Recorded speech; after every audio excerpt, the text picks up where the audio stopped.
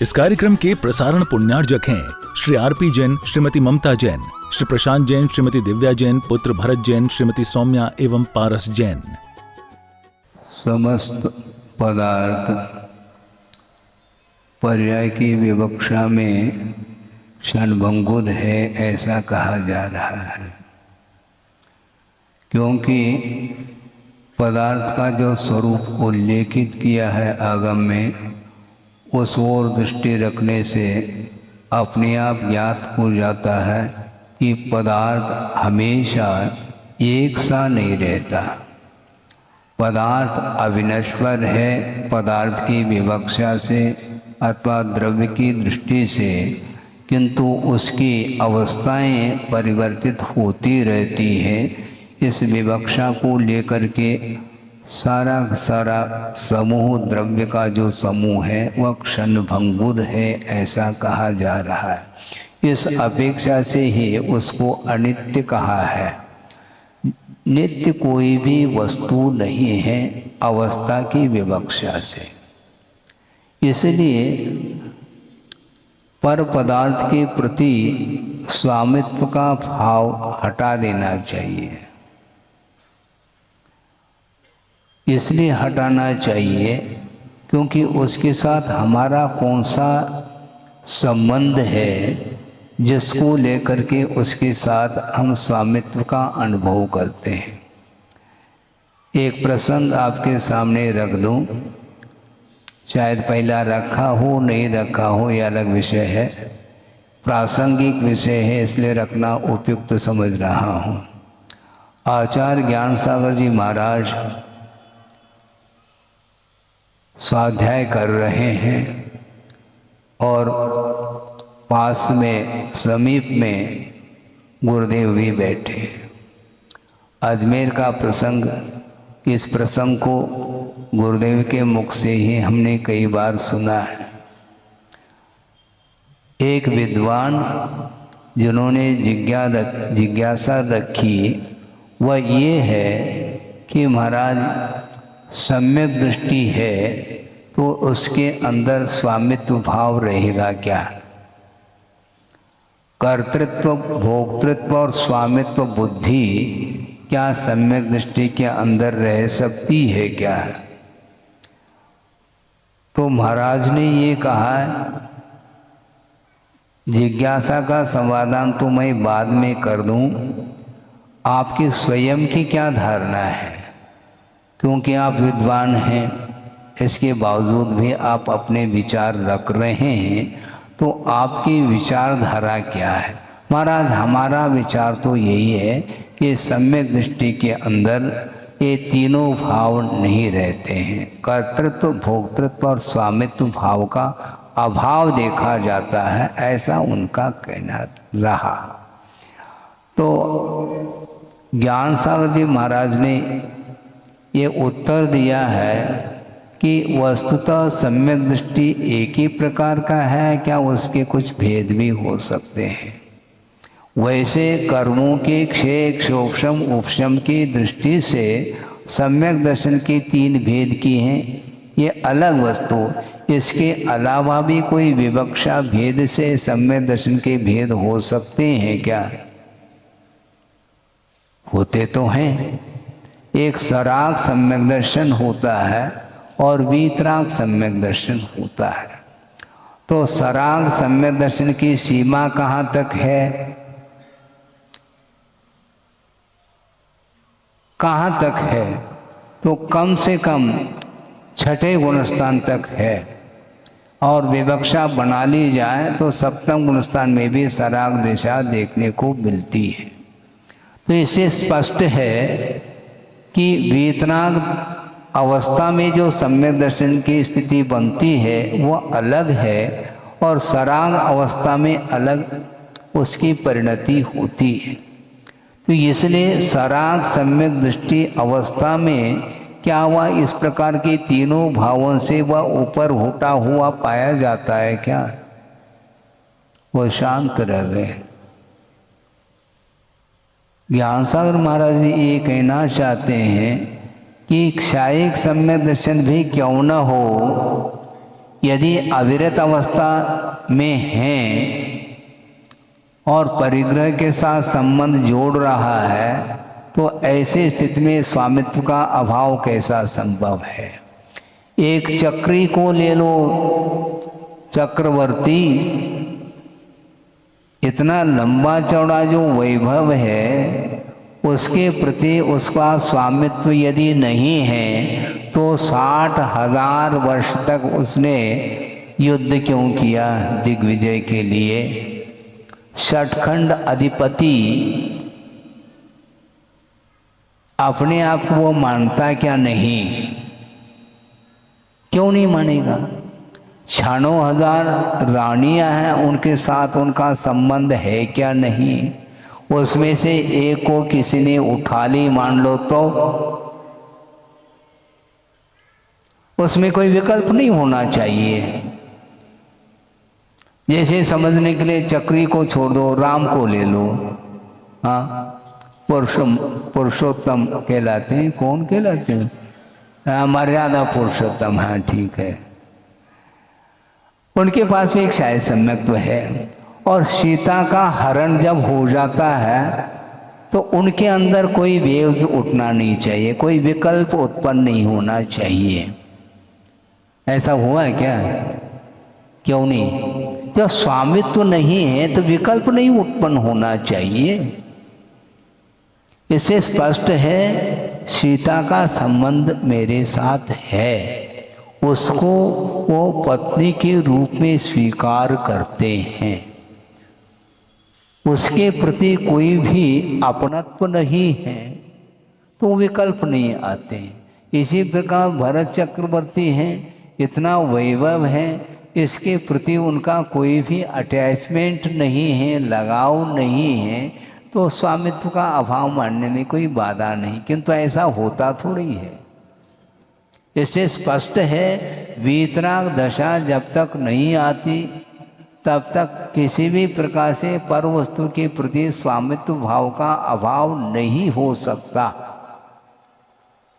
हाँ, और स्वामित्व भाव का अभाव नहीं है तो इससे स्पष्ट है वो अनित्य का चिंतन भी कर ले तब भी जब अनित्य है तो किस बात को लेकर के ताला लगाया जा रहा है, उसका उत्तर कौन देगा।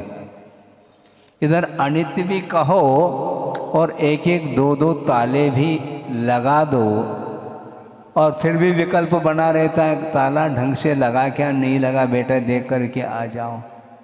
ये सब क्या है? उस समय अनित्य भावना कहाँ चली जाती वो। इसलिए कल परसों भी काफ़ी दिन से ये विषय चल रहा है कि वस्तुतः चिंतन करना अलग वस्तु, किंतु उसका अनुभव करना अलग वस्तु होता है। श्रद्धान की दृष्टि से वस्तु तत्व के ऊपर यथार्थ श्रद्धान करना, आस्था रखना अलग विषय है, किंतु उसको फील करना ये अलग वस्तु है। अनित्य है, क्षण भंगुर कहा जा रहा है।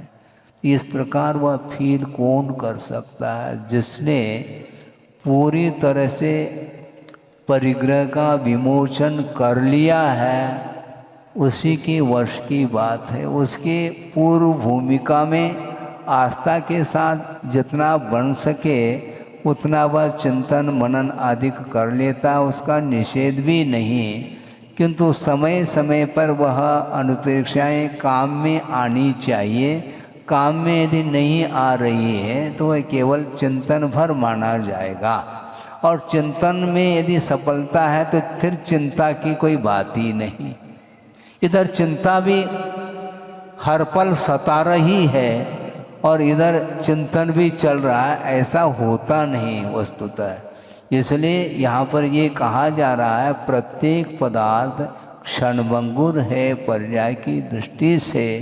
इसलिए वस्तुतः सर्वम इदम पौद्गलिकम, ये जो कुछ भी इंद्रियों के माध्यम से वस्तु पकड़ में आ रही है वह पौद्गलिक वस्तु आ रही है। कुछ ऐसे भी पदार्थ हैं जो स्वाभाविक रूप से उनका परिणमन होता है, वैभाविक परिणमन संभव नहीं।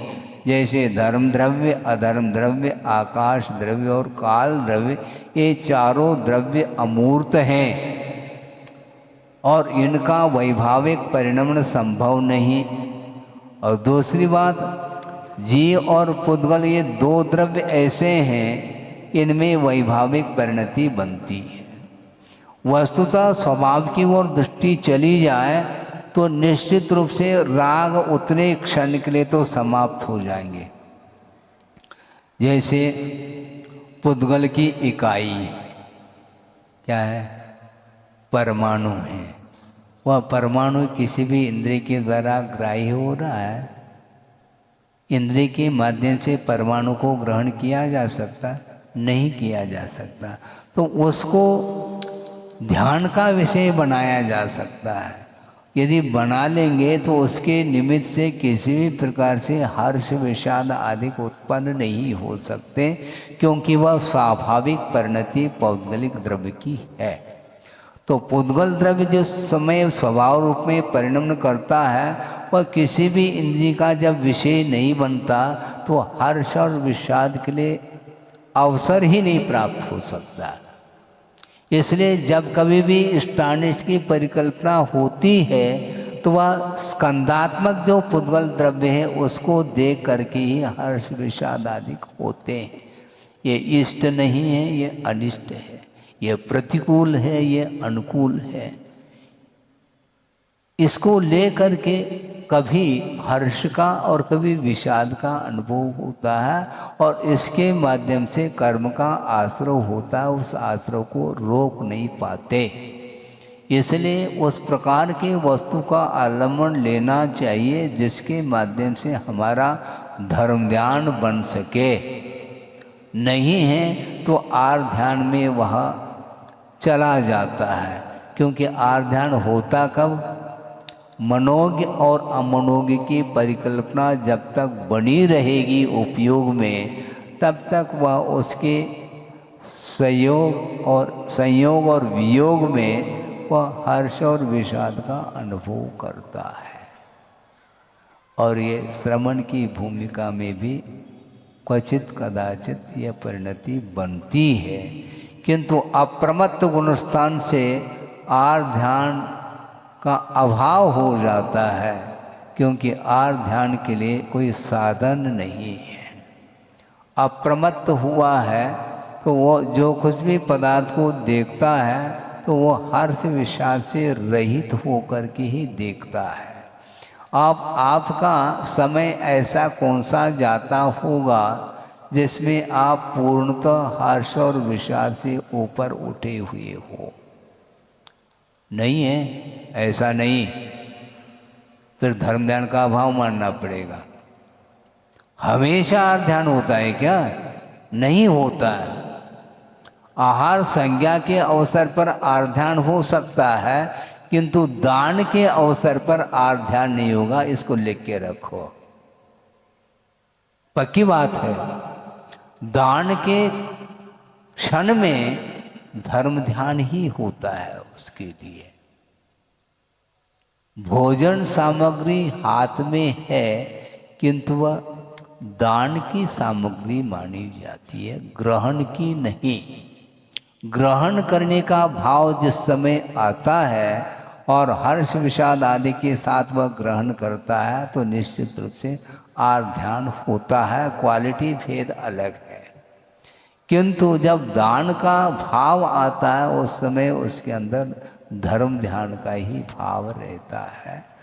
ये मोटे रूप से कहा जा रहा है, क्योंकि पहले भी ये बात कहने में आई है कि वस्तुतः गुणस्थान की जो परिणति है वह किसी भी प्रकार से छद्मस्त अवस्था में बुद्धिगम्य नहीं हो पाता है। इसलिए उस ओर हमें नहीं जाना, किंतु चरणानियों की पद्धति से जो आगम में वर्णन आया है आचरण की अपेक्षा से, उसके अनुरूप यदि हम लोगों का आचरण बनता है तो उस आचरण में धर्म ध्यान का अवसर आता है, ये कहा है।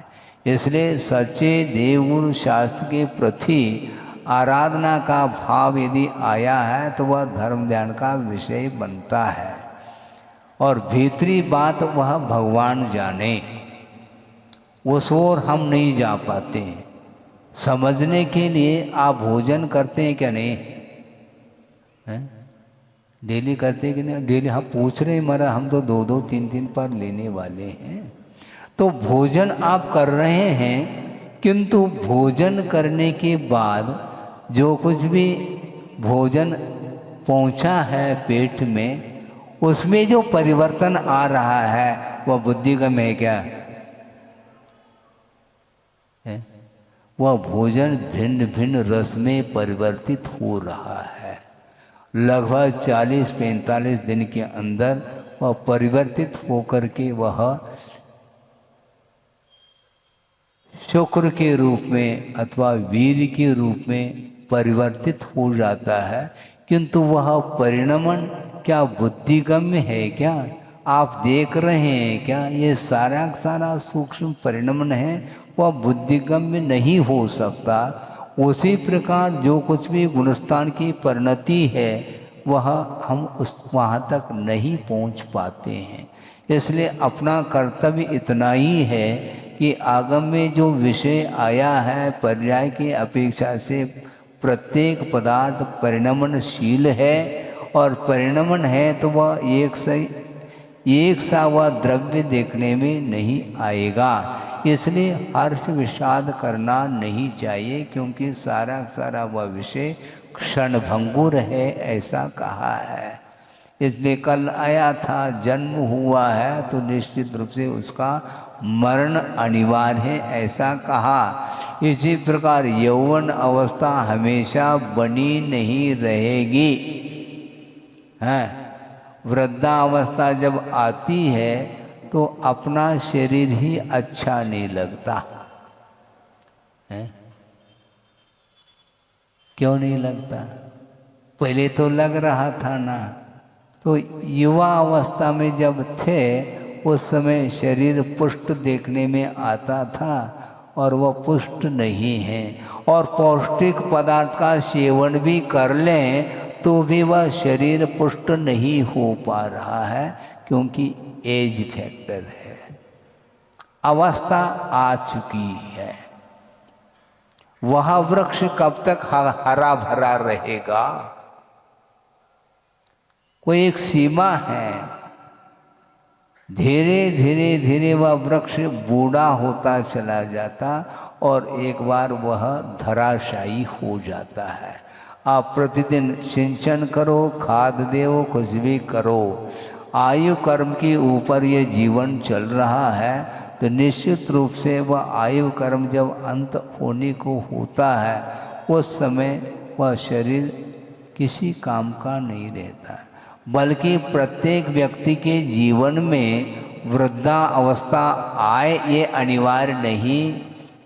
युवा अवस्था में अथवा बाल्य अवस्था में अथवा गर्भावस्था में भी अवसान को प्राप्त हो सकता है, किसी भी निमित्त को लेकर के।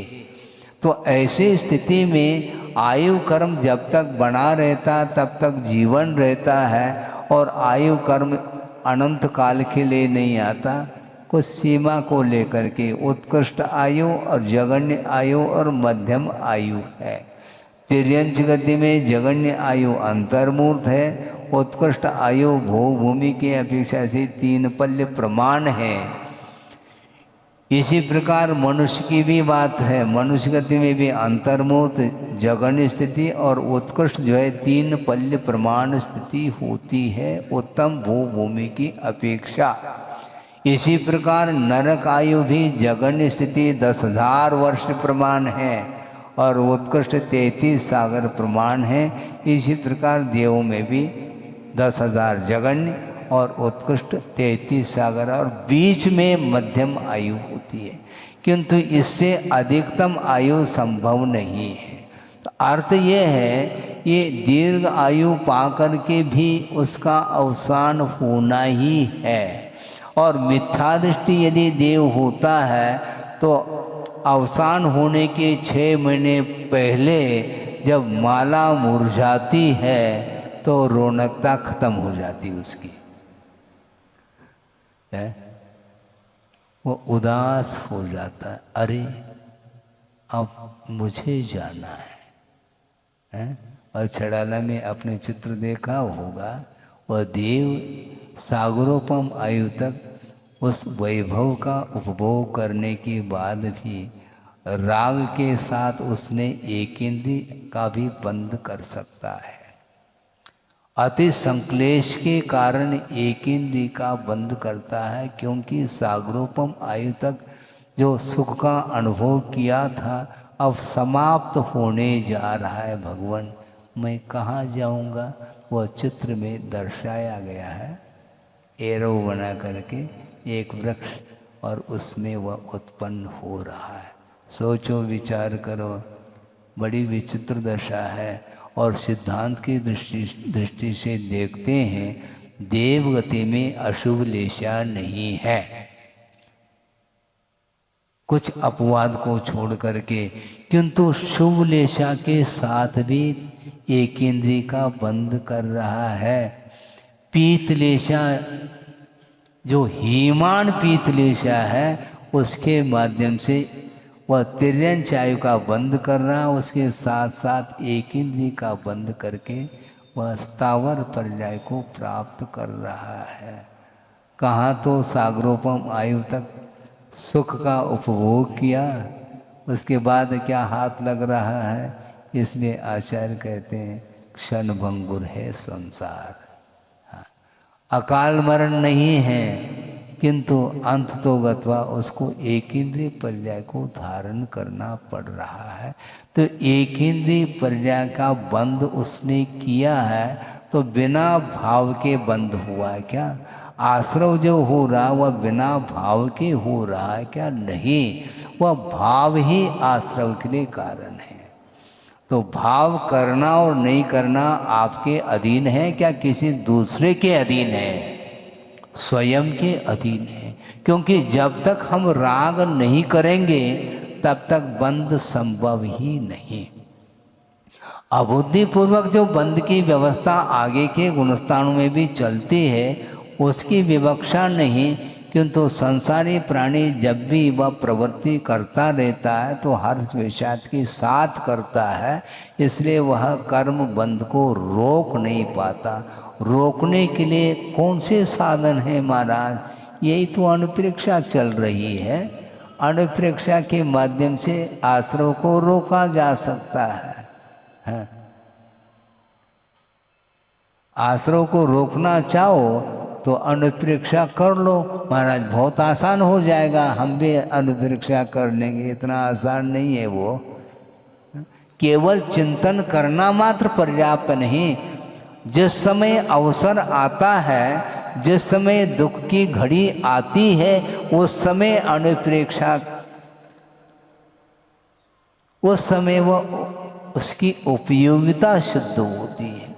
प्रतिकूलता में भी किसी भी प्रकार से प्रतिकार का भाव नहीं करना, वह उस समय चिंतन सार्थक सिद्ध होता है?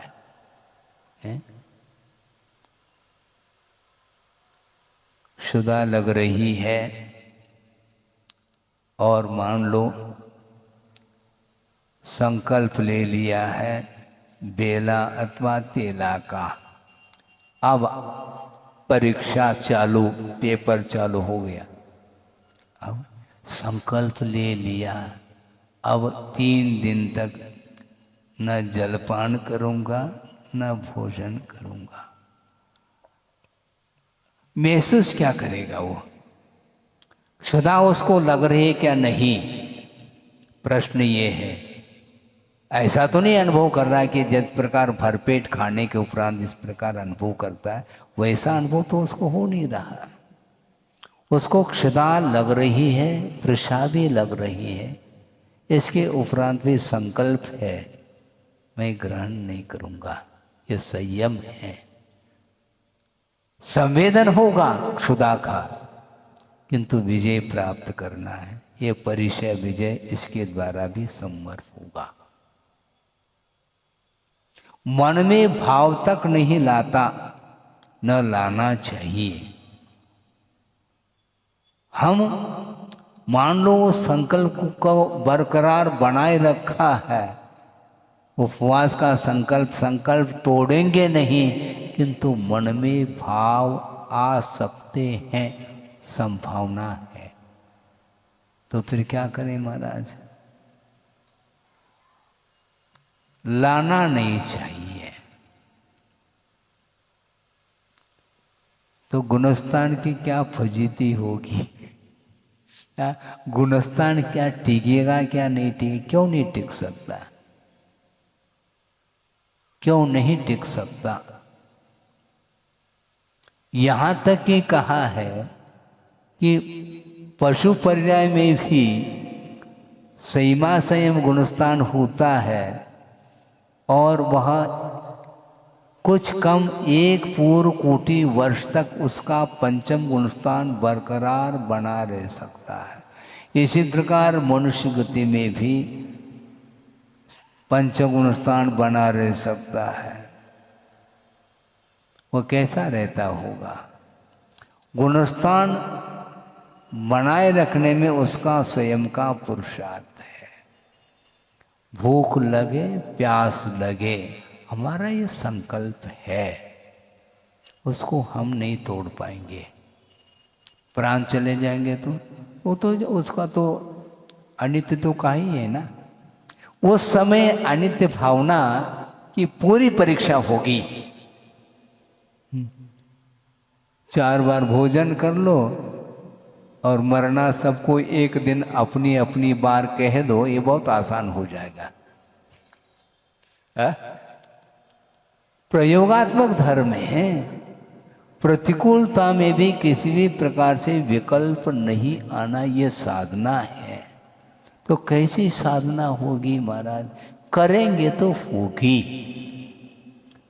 धीरे धीरे धीरे साधना करो, यथाशक्ति करो, कोई बाधा नहीं है।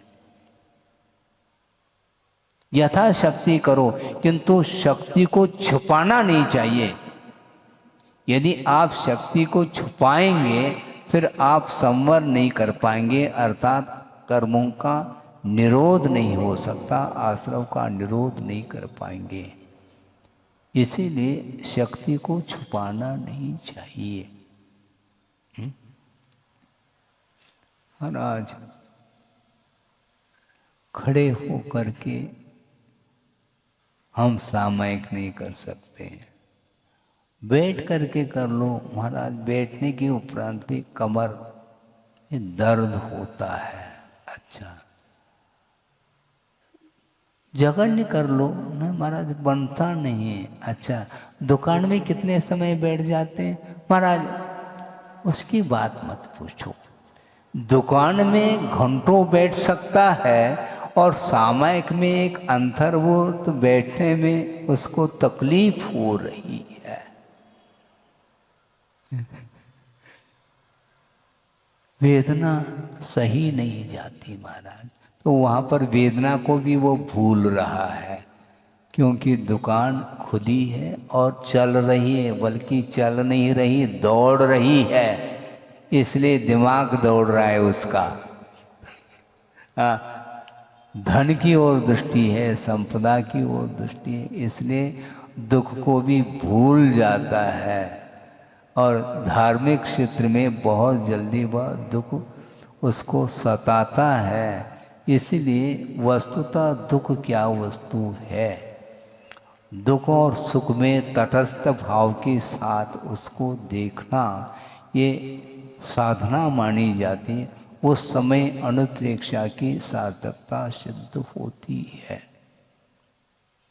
जब अनित्य है तो मिटना तो है, इसको मिटाना थोड़ी महाराज।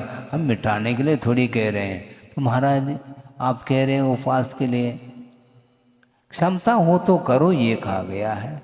नहीं है तो आप जानो। यदि क्षमता है तो करने में क्या दिक्कत है? फिर माइक की आवश्यकता नहीं पड़ती, किंतु वस्तु तत्व का प्रतिपादन करना चाहो तो उसके लिए साधन की बड़ी आवश्यकता होती है। तो विषय ये चल रहा था, अपने तरफ से असाता कर्म की उदीरना की जा रही है। परीक्षा विजय, प्रतिदिन श्रमण उठ सकता है। विधिवत यदि आहार मिलता है तो आगम के अनुरूप लेकर के आ रहा है, और एक भुक्ति वह एक मूल गुण है उसका पालन कर रहा है। और इसमें जो संवर और निर्जरा हो रही है, इससे भी अधिक मात्रा में संवर और निर्जरा करने के लिए वो परिचय को भी अपना रहा है। विशेष तप के माध्यम से और असाता की उदीरना होगी, उसमें प्रतिकूलता आएगी, उसको ज्ञात है। इसके बाद भी शरीर के प्रति निरीहता इसके माध्यम से आती है। शरीर मेरे से पृथक है, भिन्न है, ऐसा कथन करना अलग वस्तु। जब भिन्न है तो इसके संपोषण में क्यों लगा है संसारी प्राणी? श्रद्धान का विषय तो बन ही चुका है, क्योंकि सब सम्यक दृष्टि है। यू आर, आप सारे सारे सम्यक दृष्टि हैं। इसके बाद फिर आस्था जब जागृत हुई है, फिर संवर से पीछे क्यों हटता है? शरीर के प्रति निरीहता आनी चाहिए, किंतु वह शरीर के प्रति ममत्व भाव से ऊपर उठने के लिए उसको बहुत मेहनत करने की आवश्यकता पड़ती है। आवश्यकता है तो लेना ये ठीक है, यथाशक्ति करो, किंतु शरीर को पुष्ट बनाने का जो भाव है वो नहीं होना चाहिए। क्योंकि जब अनित्य है, क्षण भंगुर कह रहे हैं, तो इसको पुष्ट बनाने का भाव क्यों करते हो? तो आपने चिंतन कहाँ किया? शरीर जो है यह पर्याय है, और पर्याय मिटने वाली है। तो इसके लिए आवश्यक है तो उतना दे दो, अनावश्यक नहीं देना चाहिए। साधन की ओर दृष्टि रखो, कोई बाधा नहीं, क्योंकि एक बार लेना है, किसी को 2 बार लेना हो, कोई बाधा नहीं इसमें है। उसमें दीनता भी नहीं आनी चाहिए। लेकिन उन पदार्थों के प्रति जो आसक्ति लगाव है, वह तब तक लगाव बना रहता है जब तक शरीर के प्रति ममत्व भाव बना रहता है। और शरीर के प्रति यदि निरीहता आ गई तो उन पदार्थों के प्रति भी इच्छा समाप्त प्राय हो जाती है।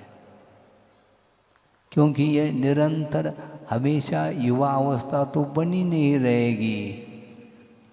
ढलता सूरज ढलता ही ढल जाएगा। ये भजन जो है ना बोलने में तो बहुत अच्छा लगता है, किंतु समस्या फिर भी बनी रहती है। जब ये ढलने वाला है तो इसको ढालने में क्या दिक्कत है? नहीं, ढालने में दिक्कत हो, ढल जाए तो कोई बाधा नहीं है। और ढलना ही उसको अपने तरफ से थोड़े बहुत इसको इसके मन के अनुरूप हम नहीं देना चाहते हैं। फिर किसके अनुरूप? आगम के अनुरूप हम देंगे। लेना हो तो ले, हम दे रहे हैं। एक नई बात कहने जा रहा हूँ आपके लिए, और नई नहीं है, वो एक विवक्षा है। और गुरुदेव ने ही कहा था, तो हमें कहने में कोई बाधा नहीं। उन्होंने ये कहा था कि केवल आप ही दाता है, ऐसा नहीं, आप भूल जाओ। आप तो हैं दाता, बिल्कुल ठीक है, और श्रमण पात्र है, किंतु विवक्षा भेद है। श्रमण वस्तुतः दाता है। कैसी बात महाराज? वो आगम के अनुरूप देता है। किसको? इसको। हाँ, वह चाहता है अच्छी अच्छी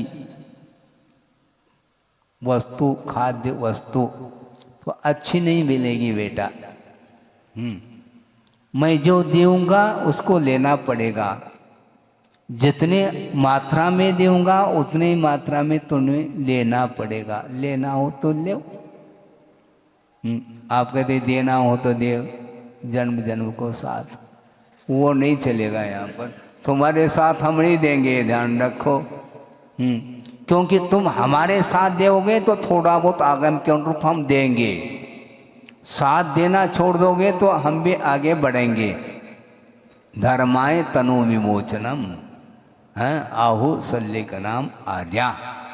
यदि शरीर यदि साथ नहीं देता है तो रत्नत्रय की साधना में यदि वह साधक नहीं बनता है तो उसके लिए अब पेमेंट नहीं देंगे।